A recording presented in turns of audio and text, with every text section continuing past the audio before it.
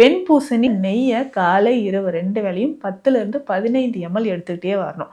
அந்த நெய்யை ரெகுலராக எடுத்துக்கிட்டே வரும்போது சிறுநீரக பாதை தொற்று நமக்கு குணமாக ஆரம்பிக்கும். சிறுநீரகங்களை சுருக்கம் இருக்குது, சிகேடி ப்ராப்ளம் இருக்குனாலும் இந்த நெய்யை நம்ம பயன்படுத்தலாம்.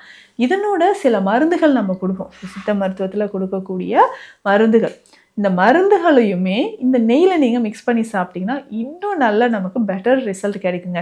ஸோ யூரியா கிரியேட்டின் லெவல் அதிகமாகிட்டே இருக்குது, ஜிஎஃப்ஆர் லெவல் குறைஞ்சிக்கிட்டே வருதுன்னா இந்த நெய் மருந்தோடு சில சித்த மருந்துகளும் நீங்கள் சேர்த்து எடுக்கும்போது கொஞ்சம் கொஞ்சமாக உங்களுக்கு நல்லாவே இம்ப்ரூவ்மெண்ட்டு தெரிய ஆரம்பிக்கும்.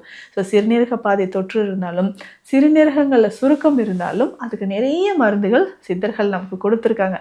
ஆனால் ஒவ்வொருத்தருக்கும் எந்த மாதிரியான டயட், எந்த மாதிரியான மெடிசன் அப்படின்றதும் நீங்கள் டாக்டரை கன்சல்ட் பண்ணிக்கோங்க. அதில் முக்கியமாக நீங்கள் எந்த வகையான மருந்து எடுத்தாலும் இந்த வெண்பூசணி நெய் உங்களுக்கு ரொம்ப ரொம்ப பயன்படும். அதே மாதிரி சதாவரி லேகியமும் நீங்கள் பயன்படுத்தலாம். இது எல்லாமே பேசிக்காக நம்ம பயன்படுத்தக்கூடிய மெடிசன்ஸ்.